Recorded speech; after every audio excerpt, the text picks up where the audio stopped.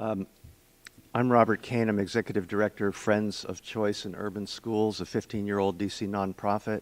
And I'm here on behalf of the District of Columbia Public Charter Schools, which, as I believe you all know, now enroll 41% of all public school students in the District of Columbia. Before I start my testimony, of which you have a copy, I'd like to say to the Council, and especially to Mr. Evans, that the charter schools take no position on whether DCPS should have a supplemental. The charter schools are here only to argue that if, in your wisdom, you permit DCPS to have a supplemental, the law and principles of equity require that you provide a pro rata supplemental to the public charter schools. Charter schools have to live within their budgets. They cannot come to the council and ask for supplementals. So I know that Mr. Evans is aware that everyone here is going to be asking for more money, but we're asking for more money in a special context. Mr. Chairman, if you open up volume 18 of the official DC Code to page 563, you'll see that 14 years ago, the body of which you are now chair took a strong stand for equity in a city that has experienced more than its share of inequity.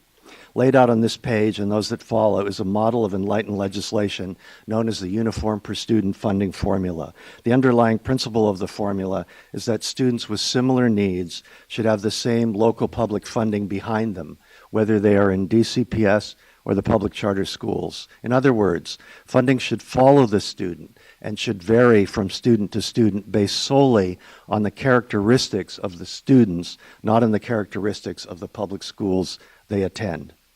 The formula was created by the Council to meet the requirement of the DC School Reform Act of 1995, our charter school law, that operating appropriations for both DCPS and the public charter schools be calculated simply by multiplying the number of enrolled students by a uniform dollar amount.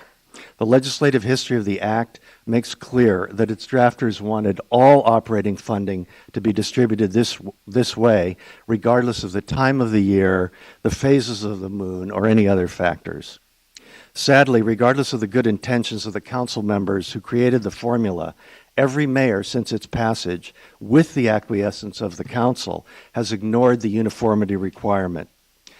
Between fiscal year 2008 and fiscal year 2011 alone, the government provided DCPS with funding and subsidized services outside the formula totaling $245 million, and also provided DCPS with formula funding totaling $103 million for students it did not actually enroll, for a combined total of $348 million. In the current fiscal year, we estimate that the combined figure will be roughly $70 million, more than $1,500 for every DCPS student, not including the proposed supplemental we are discussing today.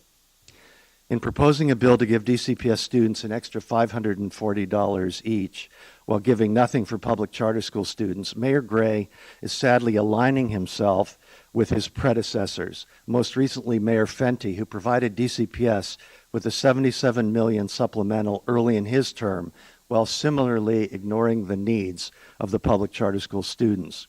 Mayor Gray knows that the School Reform Act prohibits this inequity. He admits as much in Section 3 of the bill you're considering by inserting language expressly stating that in spite of what the School Reform Act requires, he doesn't have to give any money to the public charter schools.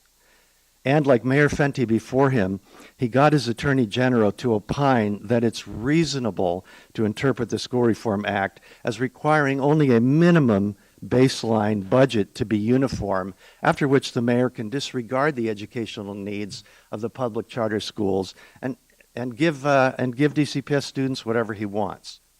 This interpretation makes a mockery of the notion of uniform per pupil funding and is a slap in the face to the tens of thousands of parents who send their children to the public charter schools. The council should not subscribe to this absurd reasoning. We realize that the government has a legal obligation to make sure DCPS doesn't run a deficit, but this is no excuse for ignoring the other legal obligation that comes into play here to provide uniform operating funding for all public schools on a per pupil basis. This is all the more true because the government has had absolute control over DCPS since 2007.